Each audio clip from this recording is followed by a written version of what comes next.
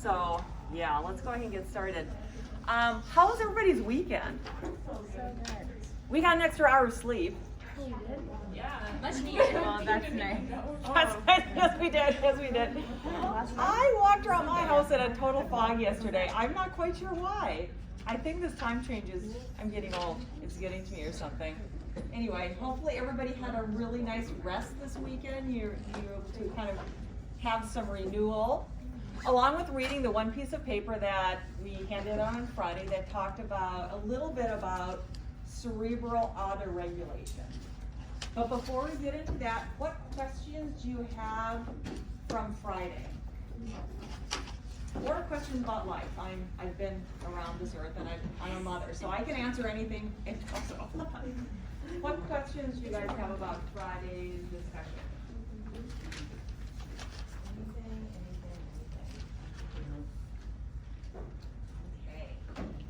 Today we're going to talk about autoregulation. We'll start with that. The first slide talks a little bit about cerebral hemodynamics. Then we're going to get into some head injuries and what to do about those head injuries. But it's really important that you remember some basic principles about how the body tries to maintain homeostasis with some autoregulation that it'll do. Some basic numbers to remember, just are on your PowerPoint slides, and then I added a few little questions for us to ponder a little bit related to hemodynamics. So normal cerebral perfusion pressure is what? The answer's on the whiteboard, so. Okay, 70 to 100, about that. Okay. Sometimes you're going to find that different references may be a few numbers off, like they might say 70 to 110 or 70 to 90 or something like that, but it's going to be about that range. For testing, remember that you'll go by what Loretta talks about in this class. But the brain needs a certain amount of pressure behind it in order to perfuse those cells. Remember, brain cells require what two things to function? What two things? Oxygen and glucose. If the brain does not get oxygen and glucose, you will get clinical manifestations of hypoxia and hypoglycemia, which sometimes can mask each other. That's why when somebody is admitted to the hospital or when the pre-hospital paramedics go out to somebody's home and they suspect they're having a stroke, which is hypoxia to brain cells, they're automatically going to do within the first probably 30 seconds of walking into the room, they're also going to check the glucose because they mask each other. And then if you're working in the ER, I know some of you guys said that you wanted to work in the ED, you're going to do the same thing. I know the paramedics just did that, but you're going to do the same thing. Because hypoxia and hypoglycemia can mask each other if they're occurring in somebody. And plus you know that all cells, especially brain cells, require oxygen and glucose for, ATP, mitochondria, powers of the cell. You learned that in high school, right? Okay, two basic things.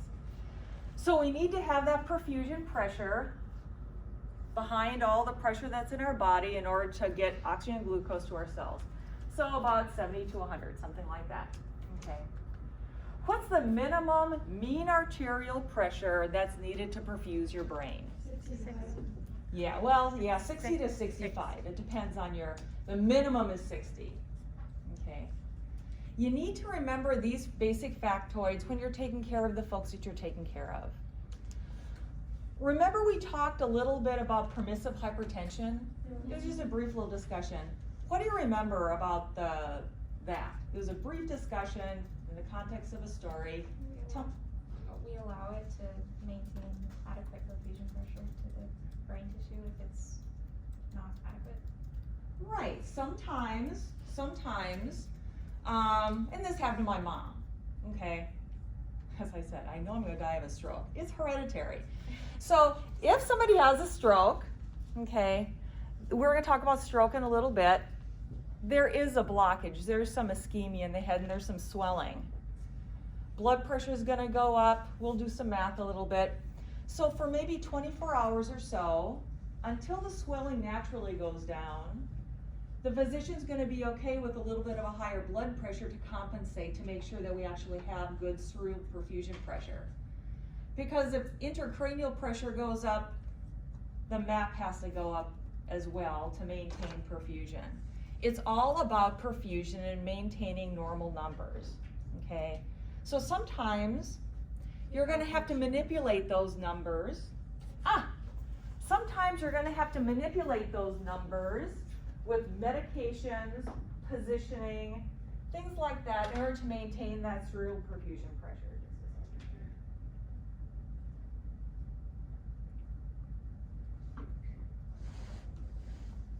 Okay, does that concept make sense? It's totally gonna be the neurologist's call on how long that permissive hypertension occurs. It may be for 12 hours, it may be for 24 hours.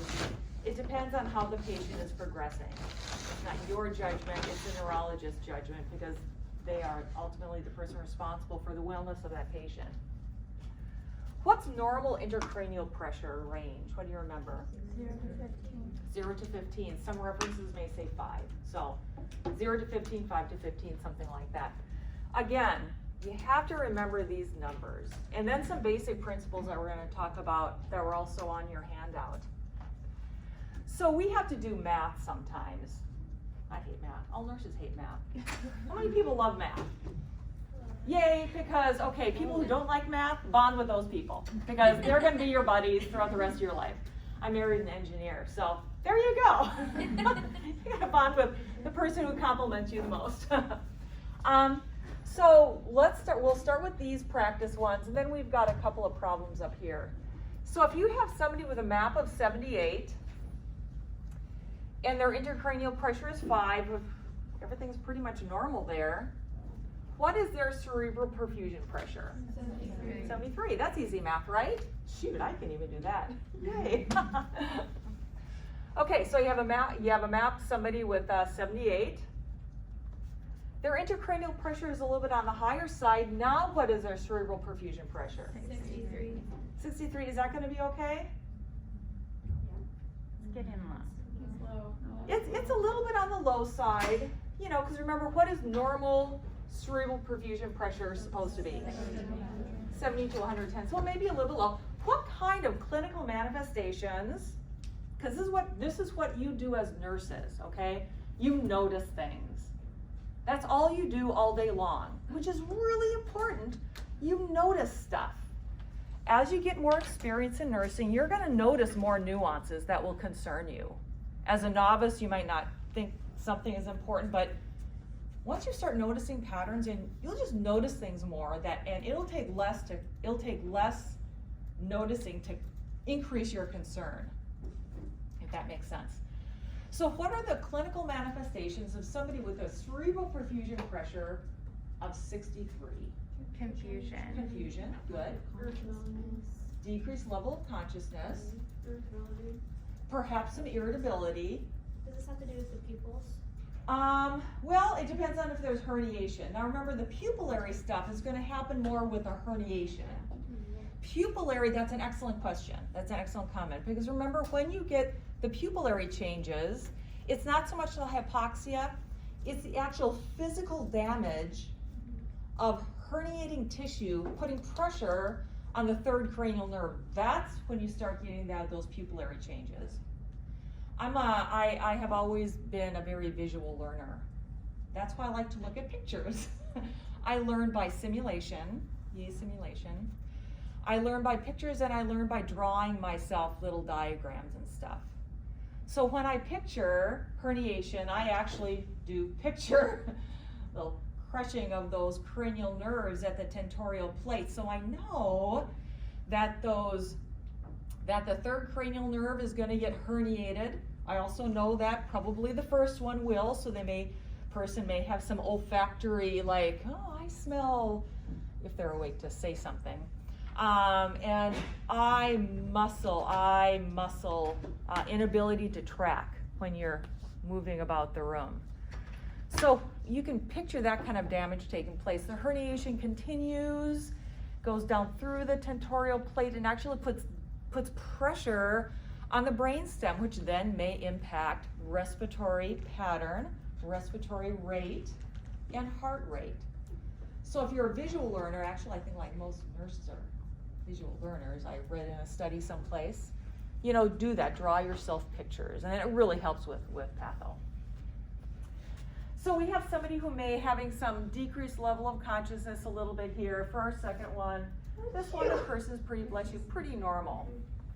Let's say, we'll go over here to question number 1. Let's say you have somebody who's admitted to the ER and they're having a stroke. Okay, I'm gonna have you do the MAP math. Their blood pressure is 220 over 110. What's their MAP? 120. Good. It's 120. Is it 120? I thought it was 140. Well, But I'm also this really minus bad at this math. is 120. 120 divided by 3 I is thought 40. Oh. Oh, it's 140, yeah. Well, plus 100 is going to be 140, I'm sorry. So the mean arterial pressure is 140. Oh my gosh. Well, that's really high. In and of itself, what could this person experience in their brain if their blood pressure, if their MAP is 140? Vascular damage, they could actually have blown in aneurysm, and maybe their stroke is a hemorrhagic stroke. What is that? Swelling, there's going to be swelling.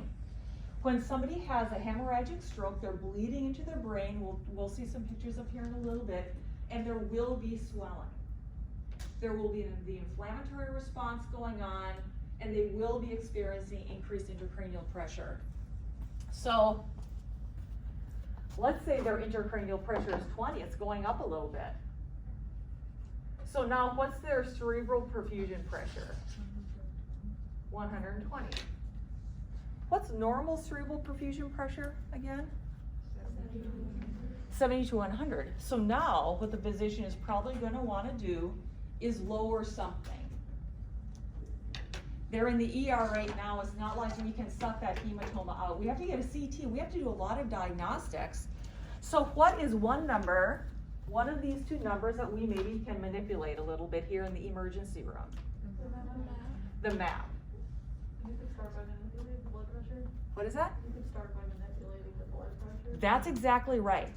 So we're going to want to bring that blood pressure down a little bit.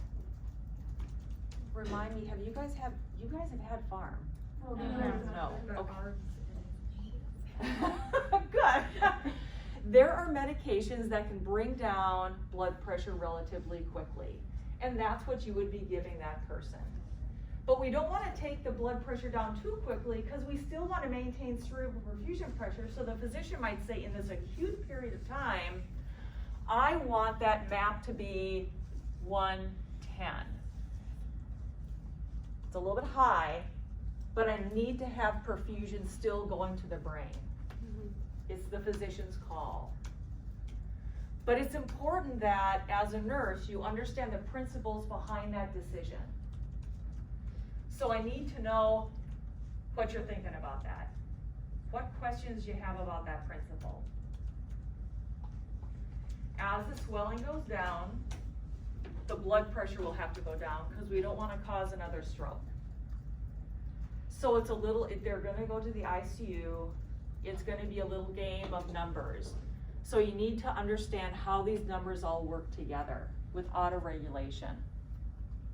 Is this a situation where we could give like a hypotonic solution to pull the water into the cells instead of the vascular system? That's exactly right. That would be another way to manipulate that blood pressure just a little bit.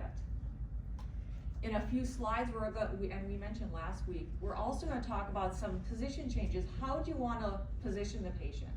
Right, head up. The head up, let gravity work with you. Do you want them to be able to lie there in bed? No. How do you want their neck to be aligned? Supported and straight. Because you're counting on good venous flow from the head down to the body so there can be adequate circulation and just venous drainage from the head. So use what you understand about just physics and gravity and these numbers in order to be able to be okay with what a physician asks you to do. Let's say, we're going to refer to your handout that you read over the weekend. Let's say the patient is breathing really slowly. I'm referring to, actually let's start with hyperventilation. Let's say the patient is hyperventilating.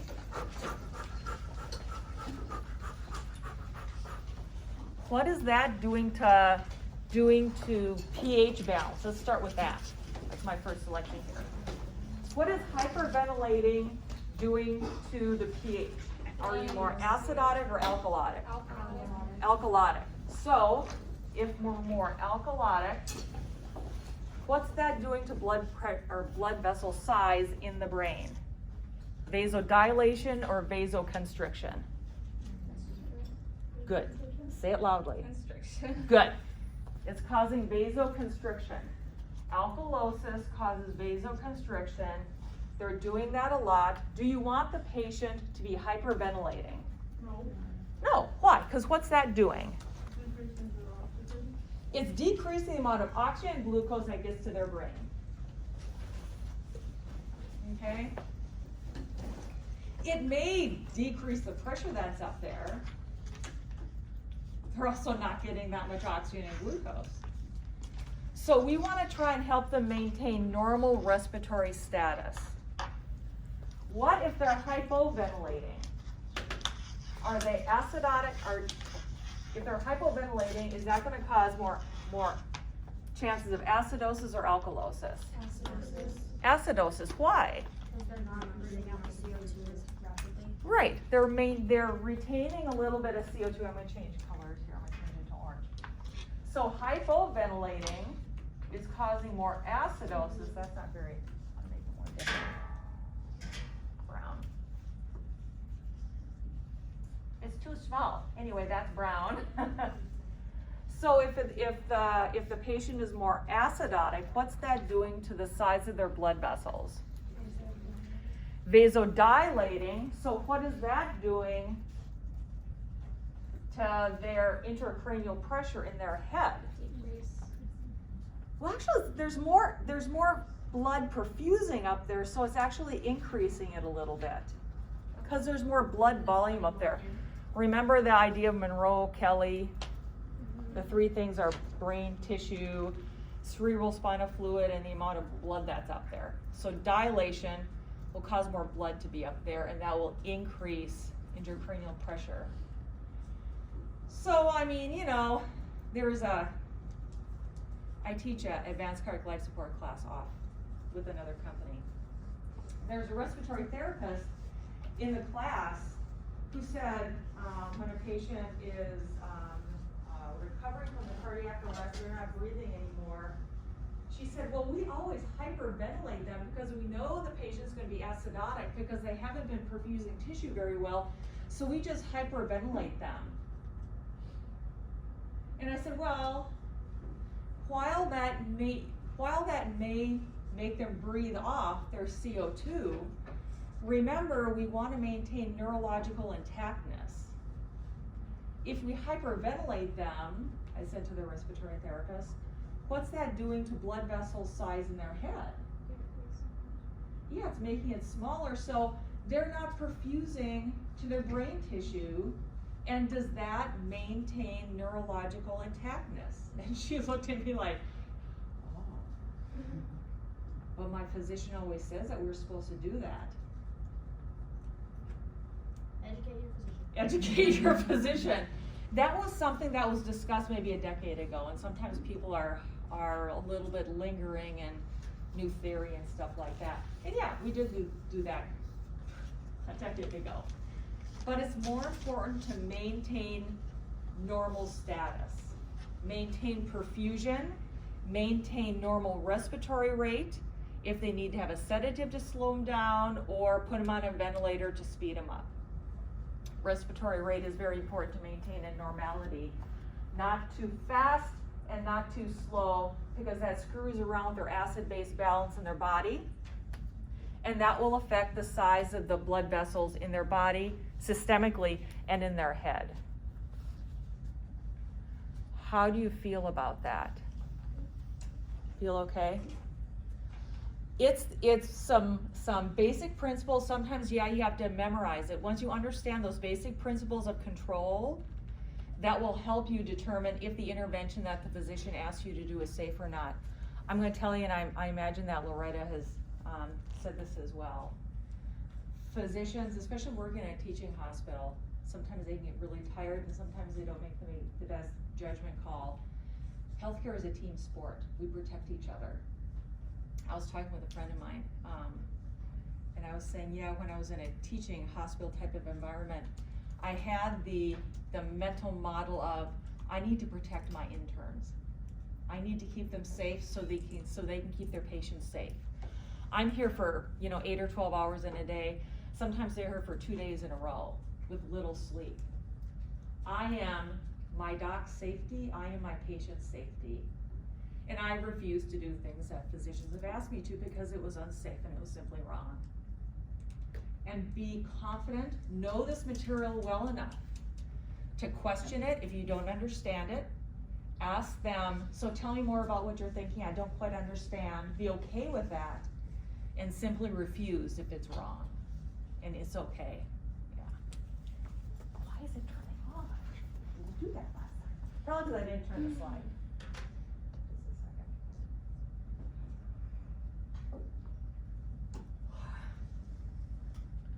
Just a second. Okay.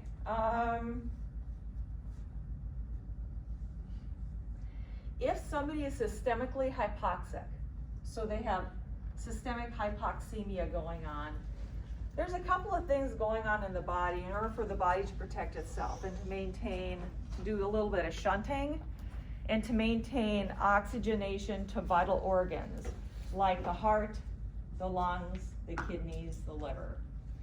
So if somebody is hypoxemic, they will centrally vasodilate, that includes the brain, but in the periphery, they're actually gonna have some vasoconstriction because the body's trying to shunt what the oxygenated blood it does have to central tissues.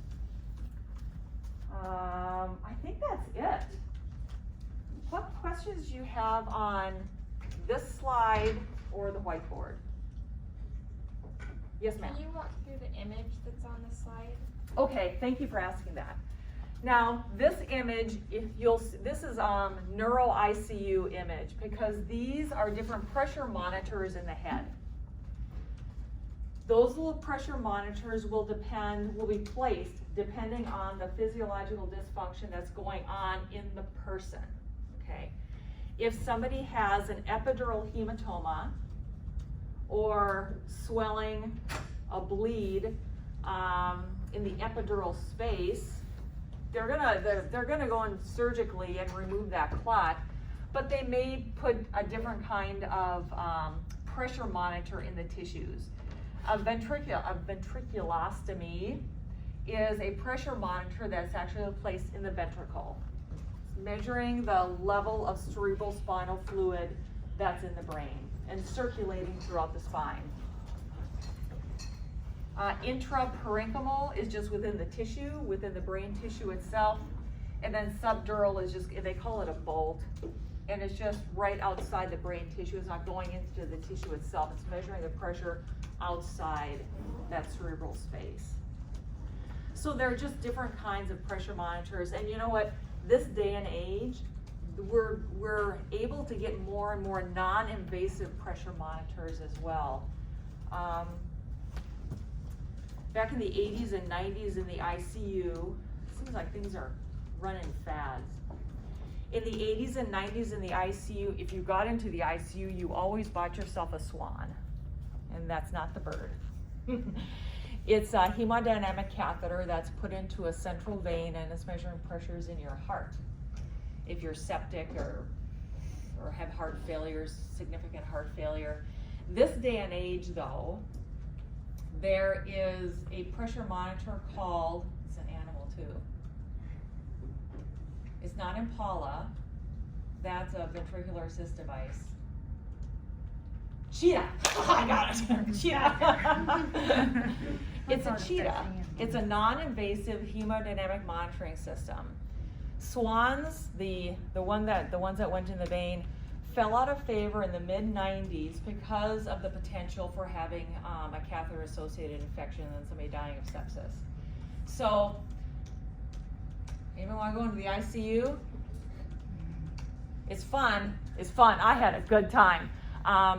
more and more things like, I wouldn't be surprised if there are gonna be more and more non-invasive cerebral hemodynamic pressure monitoring as well.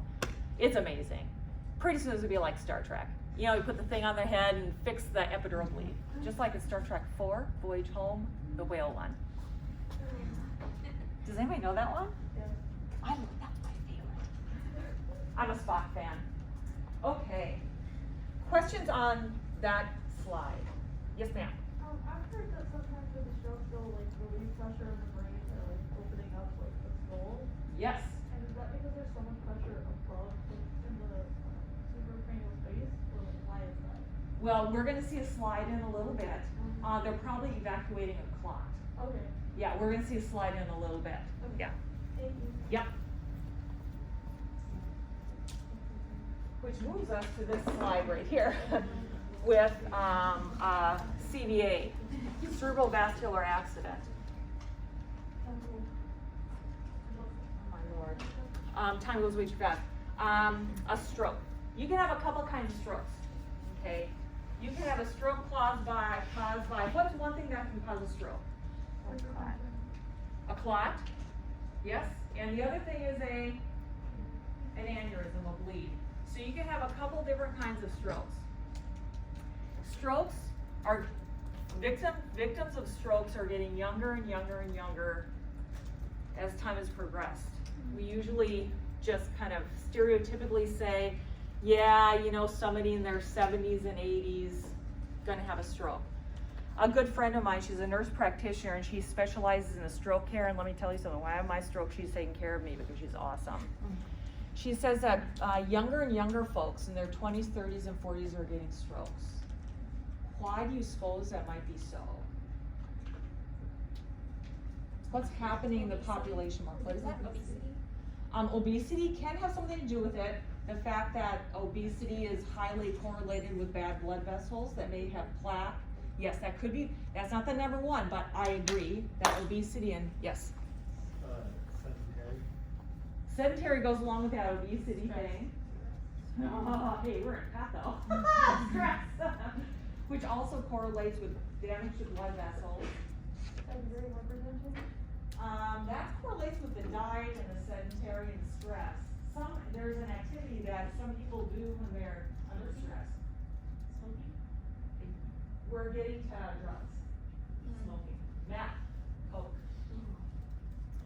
These medications, methamphetamines, coke, stuff like that, increases blood pressure. It just increases blood pressure and has damage to blood vessels. Somebody said atherosclerosis in blood vessels, and it can bring out those aneurysms or cause an aneurysm to burst that otherwise wouldn't have happened. So that's what's happening so that's why we're seeing younger and younger people actually getting strokes. Yes? So is it like a type, like as you said, meth and coke, that is like a different class of drug than like marijuana? They do different things? They do different things. So marijuana is not something that causes? Correct. Okay. We're talking methamphetamines. Speed. Yes. Got it. Uppers. Acid. Yeah. Marijuana, I understand, doesn't do that. Uppers rather than downers. Yes, uppers rather than downers. When I was in college, I went to a Catholic school. When I was in college, I associated myself. They danced well. You know, we clubbed. Right. A bunch of guys, they called themselves potheads, and it's not because they cooked. You walked into their apartment, it's like, whoa! Yeah. Yeah. Oh. Anyway. So two kinds of strokes, a bleed or a clot can cause a stroke. Now they're treated quite differently. Tell me what you understand maybe the treatment of a clot stroke. Getting rid of the clot? Getting rid of the clot. That's exactly right. And you can do that in two ways. You can give a medication called fibrinolytic therapy that busts up the clot, busts up every other clot that's in your body too, so it has to be given with great care. Or an embolectomy. Embolectomies in the last 5 years have gotten a lot more common, okay? So that's what we can do if we have an embolotic stroke. If we have a hemorrhagic stroke, there's not a lot you can do.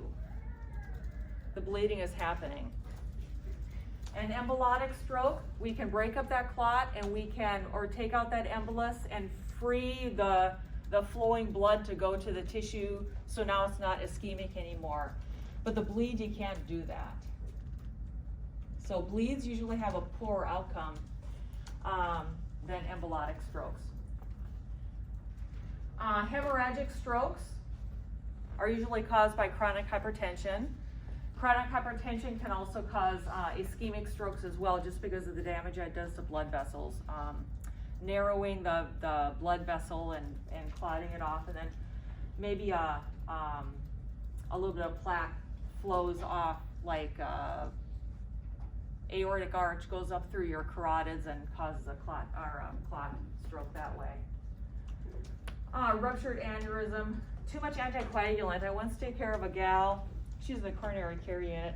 She thought, what's Coumadin? Do you guys know what Coumadin is? An anticoagulant. It's an anticoagulant. It's a blood thinner. She thought her Coumadin was aspirin. Oh, no. Yeah. You know, mistakes happen. She was corrected.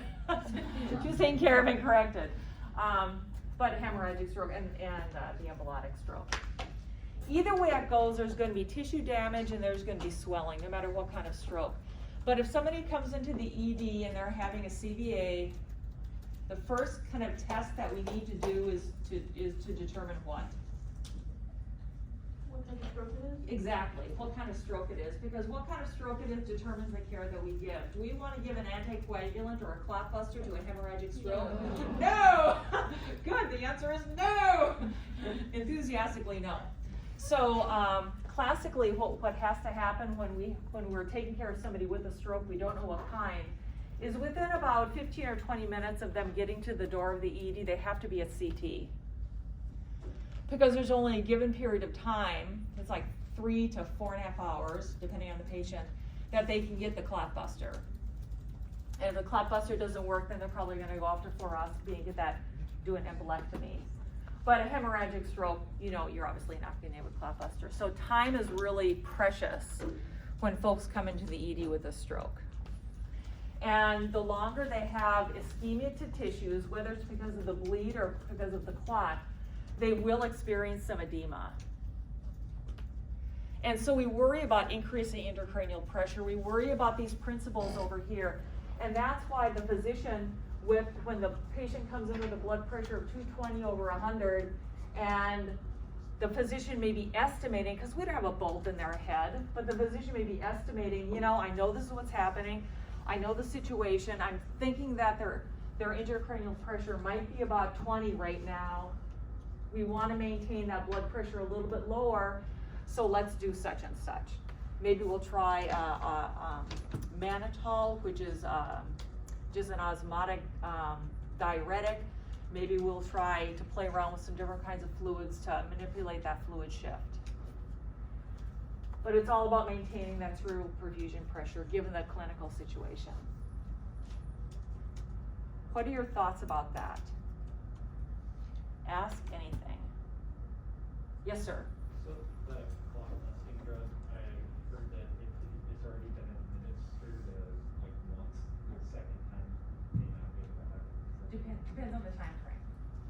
Depends on the time frame. It works on the clotting cascade in a certain way and depends on the half-life of the medication. You might be talking about streptokinase. Once they've had streptokinase once, they can't have it again. But streptokinase was back in the late 80s and early 90s. So that you can only give once. TPA, tissue plasminogen activator, I'm not sure if it has that. I don't think it has that qualifier. Yeah. This is how old I am. We don't do streptokinase anymore. When I was in the coronary care unit, we were one of the trials of using streptokinase as a clot buster for folks that have medication. And I remember pulling out that streptokinase vial and thinking to myself very briefly, this is history! This is so cool. I think I kept the vial. It's someplace, I'm sure. Questions on these concepts? Now, if somebody has a stroke, our anatomy has been structured in such a miraculous way that there is some vasculature inside the brain called the circle of Willis that allows for collateral circulation. So if there is a clot in one area of the vasculature, peripheral circulation can go around and still perfuse those areas. Collateral circulation, not only with the brain, exists, but also with the heart. You guys have had your cardiac presentation, right? Okay. As we get older, we develop more and more collateral circulation in our coronaries, and because of that, given the same blockage in a coronary artery, an old person will probably survive a big old heart attack than a younger one because of the collateral circulation that develops over the years. Bouts of, hypoxia, normal exercise-induced hypoxia, actually is angiogenic in nature, so it creates more collateral circulation. A friend of mine, he's been running since he was 12. He's like Nike elite runner. He's about 60 something now. He had a 90% occlusion of the left coronary artery. 90%. He was fine. He had angioplasty done, but because of all the collateral circulation, because of his bouts of exercise over the years, he was fine. He didn't even have a heart attack. It was angina. Yeah. So collateral circulation is super important, both coronary artery wise and in our head. And the circle of Willis provides that collateral circulation for perfusion inside of our head. So intermittent vascular obstruction leading to impaired cerebral perfusion, the circle of Willis provides an alternative flow of blood. Questions on that?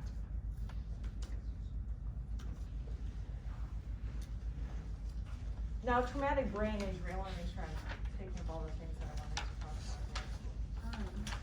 Yes. Where is the circle of Willis in reference to the tentorial plate? It's in that area, it's on the bottom So if that of the does cerebrum. start swelling, then it'll start cutting off that blood circulation as well? It's more, it may. It's more kind of around that tentorial plate area. It's kind of in a circle. Okay. There was, at another school I worked at, I had the opportunity of having a VR program for, briefly when I was doing some patho stuff. And it was really cool because the students could look through some virtual reality glasses, and they could actually walk inside the brain and look up at the cranial nerves and kind of look around at all the structures. It gave one appreciation for all the crap that's up there. There's a lot of stuff up there. Okay, traumatic brain injury. Remember Friday, I talked a little bit about understanding mechanism of injury when it comes to like a motor vehicle accident. Somebody's, they're lap belted in, they're driving, but when they have their motor vehicle accident, the head goes forward, it probably bumps into the steering wheel, and then it goes back, and then it comes to rest again. That kind of injury is called a coup contra coup kind of injury. The point at where the impact on the steering wheel takes place, the patient may have more of a focal kind of injury, perhaps a contusion, where there's actually some bruising going on and some focal or some localized bleeding, and perhaps in the back as well. But on the sides, in the tentorial area, there may be more of a concussive type injury where there's actually shearing forces going on. So there can be some neuronal damage on the sides. So those kinds of injuries need, and that's not even talking about what kind of spinal cord injury may happen. But that may happen in motor vehicle accidents. Damage there, perhaps some damage in the back, causing contusions, which are bruises, versus a concussion. We have the word concussion here someplace. Concussion, which is less severe, but still can have significant impact on one's life, because it's more